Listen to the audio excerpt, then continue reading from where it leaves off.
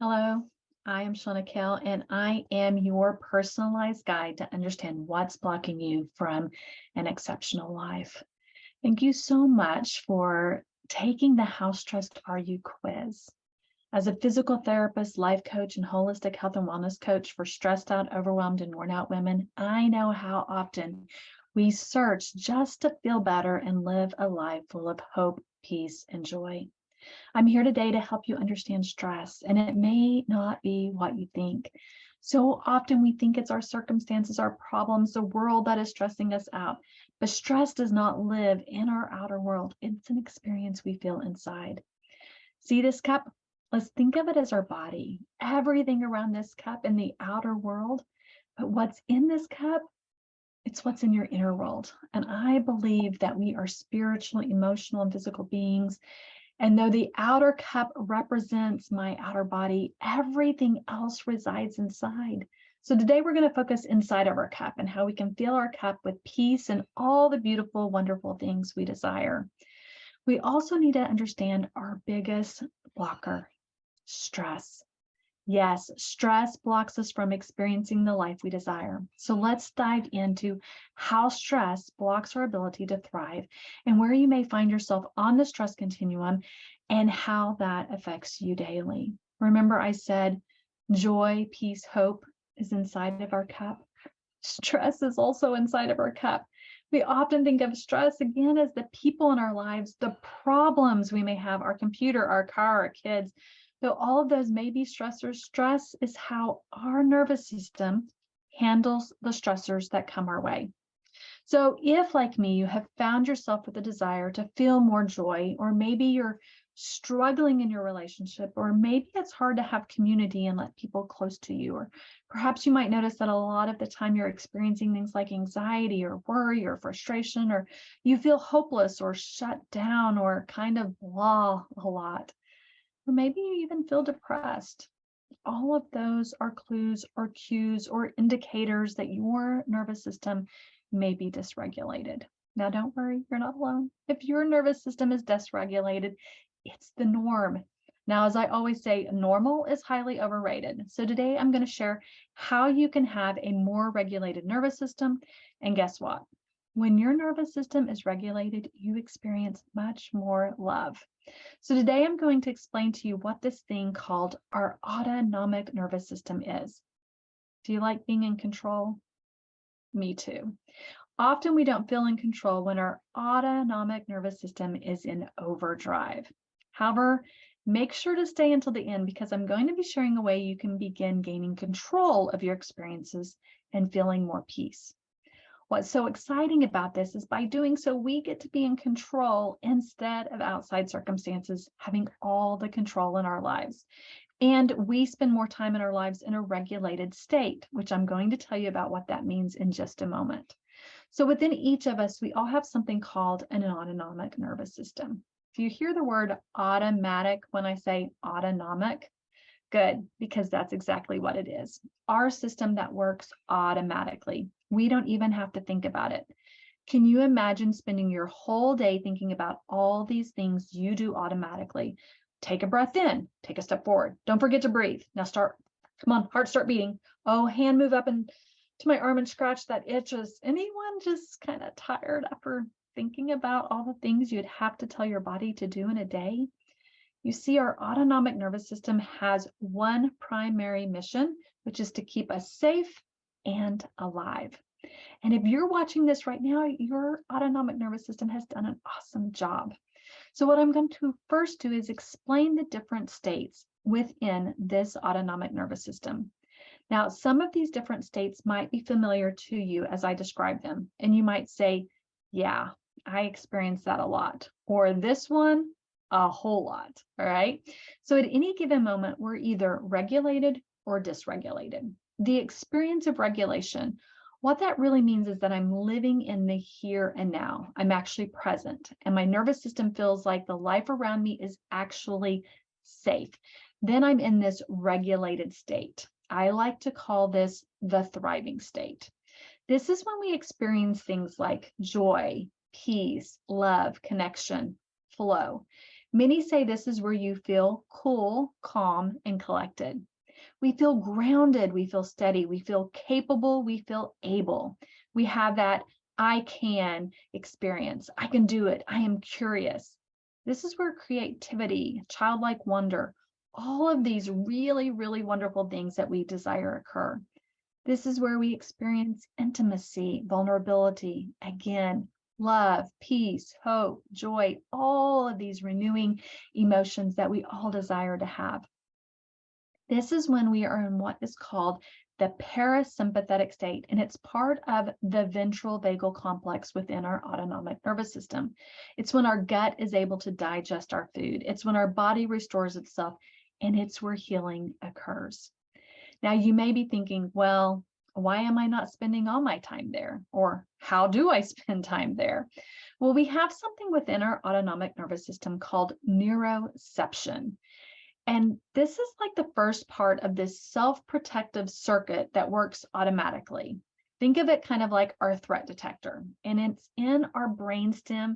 And every single millisecond of your entire life, which is astounding, right? It is working for you. And what it's doing is looking out into your outer world, your current situation, to decide, is that safe? Is that dangerous? Is that life-threatening? Now, you may be thinking to yourself, how does it decide what is safe or dangerous or life-threatening? Well, let's go back to our cup analogy for just a moment. Each of our cups have collected data, past information. All of your life's experiences are within you, inside of your cup. Now, there are good things that have happened to you and the good connections you've had with people. And then there are also the things that have been challenging for you, the things that may have been traumatizing in your life.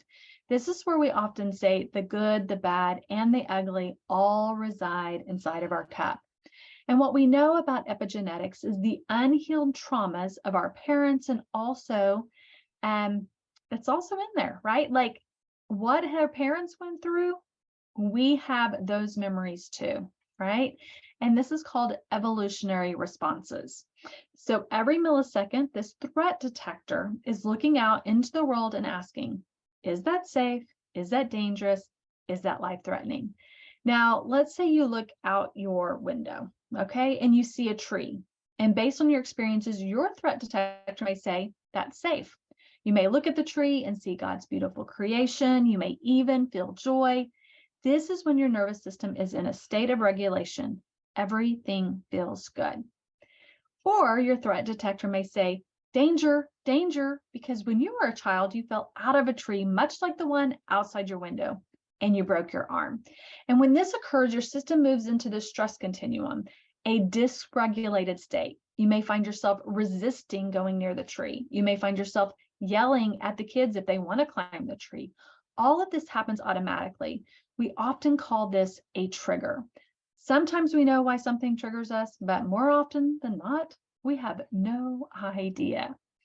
Or your threat detector may say life-threatening. Maybe as a child, you were in a forest when it caught on fire and you were traumatized. You thought you were going to die, that you would never get out. Maybe your puppy does die. I'm just using one example, a tree. One person, again, may see the tree and feel one thing, and those around them may feel something totally different. All of this is based on a lifetime of experiences. Now, I could trade out this tree for a romantic partner, a stranger in the street, or being seen, or taking up space, or using your voice, or being vulnerable, or whatever may be going on around you. And this threat detector takes all that information it has from the past and asks, is this safe? Is this dangerous? Is this life-threatening? And if your body doesn't feel safe, it sets off the alarm. Now that alarm moves us through what I call the stress continuum. It moves out of the parasympathetic state into the sympathetic state. Now where it stops tends to be your default mode or your answer to how stressed you are. Its first stop, resistance. This is when we open up something called our vagal brake to our heart. What that really means is that it allows energy and blood to rush to our heart. Our heart rate increases. Why? Because our body's saying we need to mobilize. It's go time. We need to do something when we're here. So when we're here, our heart rate will be increasing. We'll feel a lot of heat in our body. There'll be tension in our arms and our legs because our system is saying, I have to protect you. Now, maybe you were in a relationship and you got hurt. Your body says, nope, let's not do that again. Or let's say growing up when someone didn't agree with another person, they would argue and fight back. So now anytime someone doesn't agree with you, your body says, I'm not safe, and you move into fight mode, okay? Now let's stop right here for just a moment because I brought up a word a few minutes ago about epigenetics and used the evolutionary word. You see, the fight state is an evolutionary response, meaning that when your threat detector alarm is set, your body says, it's time to fight. And those women who fought in the past lived. This is known as surviving. The women who didn't fight died. Those genes were not passed on. If physically fighting didn't scare the bear away, verbal yelling was the next reaction. What I need you to hear is that your body is protecting you. It's saying not to fear, I am here to protect you. Now ask yourself, do I spend any time here? And if your how stressed I am is the yellow zone surviving, I want you to know this is all part of your nervous system's way of keeping you safe. Even though the thing in front of you, like the tree in the here and now, might actually be safe, based on past information, our self-protective circuit is saying it's not safe in the here and now, even though you might be safe in the here and now. Now, let's continue moving through the stress continuum. Your alarm has been set and you have moved through the yellow zone, and now you begin to worry. You may even feel anxious. Your body is saying, I can't stay here. The danger is too great. Now, again, remember this is an automatic response. You may have no idea why you're feeling anxious. The flight state has been activated. It has moved all the blood flow to the extremities to allow your body to run. Now, you may feel like you need to move away from the danger if you are aware of what the danger is. Unfortunately, in today's world, we don't have many tigers and bears chasing us, so we don't really know where to run to. So we find ourselves doing, going, or we stay still and notice that our thoughts are busy racing. And it will all be about how we have to do something. Now, there's not enough time. It's like there's a time bomb about to go off. If I don't get everything done, it's not going to be okay. And if I have to control everything for everything to be okay and prevent against the bad things that I think might happen, and that's what it's like to be in the green zone, struggling. I just gave you an experience. There is a lot of energy, and it does not feel calm in our body. It feels restless. I might feel fidgety. I again might feel tension. I might feel like I'm on a roller coaster, butterflies in my stomach. We may notice that we have tunnel vision when we're here. We may also notice we experience fear or frustration, terror, and a wide variety of other things. So if in the past you have felt this way, you're not alone, okay? What's really important to know about our sympathetic nervous system is it may move through a vast range of experiences, starting from I feel just a little concerned or a little agitated, all the way to terror. We all have our go-to place, something that we really know inside of our autonomic nervous system. So if in the past you had experiences that were unsafe and they're stored in this database of information, and the way that you were able to get through them was by mobilizing with this sympathetic nervous system flight state by doing, going all the time, guess what your system is going to say? That's a really great thing or technique to use, and you may find your how stressed I am is in the green zone, struggling through life. That was me for many years. And it makes so much sense because your autonomic nervous system is doing everything it can to keep you safe. Now, let's continue through the stress continuum because we often haven't learned how to move from the sympathetic dysregulated state, fight or flight, to the parasympathetic regulated state. So we find ourselves moving into what I call the red zone. Our system doesn't know what to do when the alarm keeps sounding. It's like the threat detector is stuck on danger, and that is all that it sees. And this is often when we begin to get really emotional, Anger may be there, overwhelm, and our body doesn't know how or where to find safety. And at this point, it's like our body has given us everything it has, lots of heat, and it begins to believe that this is how we have to navigate life, how we have to get things done.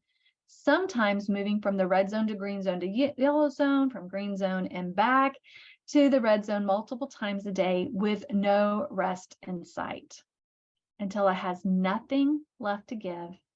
And we find ourselves in the burnout state. This is often when crisis occurs, a breakdown, either spiritually or emotionally or physically.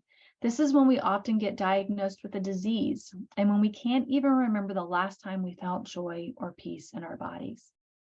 If your how stressed I am is in the red zone crisis, I want you to know that we don't have control over this threat detector. If we have had past experiences, traumas, especially in our childhood, like the first 7 years of our lives, this little trigger can set off our alarm and keep us in this sympathetic state. If we haven't learned or been taught how to regulate and how to take off the vagal brake and move towards the parasympathetic state, our body is doing the very best it can to protect us. And this is when our body says, life-threatening. I know you can't handle it anymore. The alarm turns off. The heart rate begins to slow down, and we begin to move into the dorsal vagal complex, what I call the blue zone trauma, and you may have heard it as the freeze state. This is the opposite of our sympathetic nervous system. You can think of it like an immobilization or shutdown. You can think of it like a bear hibernating or a possum playing dead. Your system saying, whoa, this is so much. This is just too much. I'm just going to shut down for right now, and I'm going to leave my body altogether. Our body says, it's okay, you're safe now. You don't have to feel this anymore. No more overwhelm, no more running, no more fighting. You just feel kind of numb, right? You feel done, or I don't care. Nothing matters. So you don't have to feel the pain or what you can't control. Isn't the body so remarkable? One reason I am so passionate about this topic is that I remember life in the stress continuum between the yellow zone and the red zone all day, every day for years. Then one day, my body, which I thought for a long time had betrayed me until I realized that it was protecting me. Its job was to keep me alive, and that's exactly what it did. I'm still here today. I believe with purpose to share that there is a way to fill your cup with more joy, more peace, more love, and spend less time in the stress continuum and more time thriving and living an exceptional life. If, like me, you have felt that there is something wrong with you because your joy has been blocked, peace rarely comes. Like maybe you haven't tried hard enough, or you just aren't good enough, or maybe you're not worthy of feeling love. I want you to know there is nothing wrong with you. Your nervous system is wonderful, perfectly working. It just may not yet know that the threat it sees is actually over. It hasn't had the opportunity to heal. So just like we have this stress continuum that moves us away from living the life we desire, we can also move through the healing stages toward blue zone thriving. This is where I would like to invite you to my Fill My Cup Facebook group, where I do quarterly online retreats. This is where I share how you can move through the stress continuum in a wonderful, gentle way. I teach you how to shift from the sympathetic states of the yellow zone, green zone, and red zone to the beautiful blue zone thriving. This is where we experience peace, love, and joy. Here you will learn how to reset your nervous system from dysregulated to regulated. I hope to see you inside the Fill My Cup community. Goodbye and have a great day.